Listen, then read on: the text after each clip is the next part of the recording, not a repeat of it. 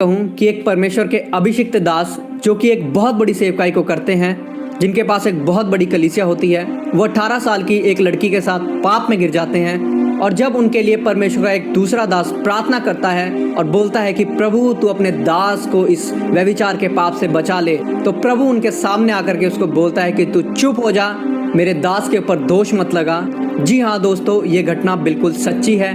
पाकिस्तान की ये घटना है। पाकिस्तान के एक पास्टर होते हैं जिनके जीवन की ये घटना है। मैं आपको बता दूं, उनके पास एक बहुत बड़ी कलीसिया होती है, बहुत लोग उनकी कलीसिया में होते हैं। परमेश्वर उनके द्वारा बहुत बड़े बड़े चिन्ह और चमत्कारों को करते हैं। परमेश्वर के सुसमाचार को प्रचार वो करते हैं। लेकिन एक समय आता है जब एक 18 साल की लड़की उनके जीवन में आती है। हो सकता है वो उनके चर्च की ही लड़की हो और हो सकता है बाहर से उनसे दुआ करवाने के लिए आई हो।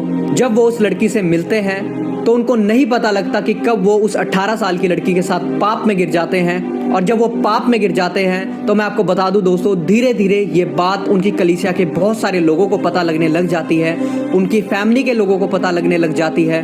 और वो भी इस बात को रियलाइज करते हैं कि जो मैं अभी कर रहा हूँ वो पाप है और पाप में रह करके मैं सेवा नहीं कर सकता। और उस सेवा को वो छोड़ देते हैं, वो इतनी बड़ी कलीसिया को छोड़ देते हैं, जिससे वो जो कलीसिया के लोग होते हैं बहुत दुख उनको होता है कि ऐसा कैसे हो गया कि हमारे पास्टर ने एक लड़की की वजह से अपनी सेवकाई को छोड़ दिया। वो इस बात की वजह से बहुत दुखी होते हैं। उनके परिवार के लोग भी इस बात को लेकर के बहुत दुखी होते हैं कि हमारे घर का एक ऐसा सदस्य जो कि परमेश्वर का अभिषिक्त दास है, वो भी ऐसे पाप में कैसे फंस गया।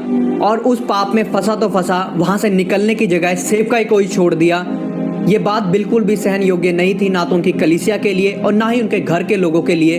मैं आपको बता दूं दोस्तों कि तभी एक समय आता है कि वहाँ के जो कलीसिया के लोग होते हैं, उस पास्टर की कलीसिया के लोग, उनको पता लगता है कि उनके आसपास में ही एक पास्टर हैं जिनको मध्यस्थता का एक वरदान है। मध्यस्थता के वरदान में दोस्तों ये होता है कि जब हम किसी के लिए प्रार्थना करते हैं तो परमेश्वर उनको पूरा छुटकारा देता है। मतलब किसी की भी बीमारी के लिए, किसी की भी परेशानी के लिए या किसी भी बात के लिए किसी के लिए दुआ करना और परमेश्वर उसको छुटकारा दे। मतलब हमारे इस वरदान से मैं आपको बता दूं, जब ये वरदान किसी के पास होता है तो उससे परमेश्वर दूसरों को छुटकारा देता है जब वो व्यक्ति उनके लिए दुआ करता है। तो जब इसके बारे में उनको पता लगता है, उनकी कलीसिया के लोगों को, तो वो क्या करते हैं कि वो वहां पर जाते हैं। उनके पास जा करके उन्होंने अपने दास के खिलाफ इस बात को भी सुनना गवारा नहीं समझा।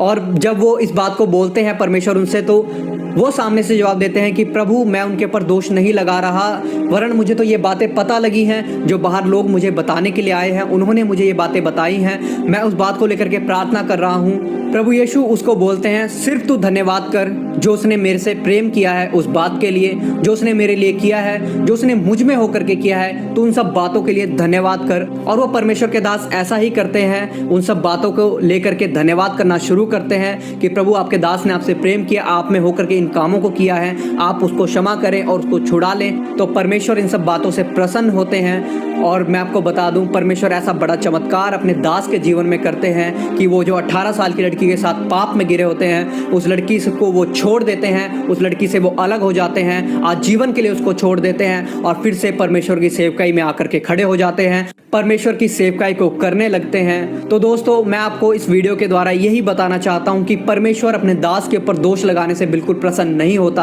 आप भी किसी के ऊपर ऐसे दोष ना लगाएं। और जैसा परमेश्वर के वचन में लिखा है कि यहोवा का हाथ इतना छोटा नहीं कि उद्धार न कर सके, ना वो ऐसा बहरा है कि तुम्हारी सुन ना सके। मैं आपको बताना चाहता हूँ, ऐसा ही उन परमेश्वर के दास के जीवन में प्रभु ने किया और उनको छुड़ा लिया अपना हाथ बढ़ा करके। बाकी दोस्तों, आप जरूर कमेंट बॉक्स में लिख करके बताइएगा आपको ये स्टोरी कैसी लगी। बाकी आपका इन सब बातों में क्या सोचना है।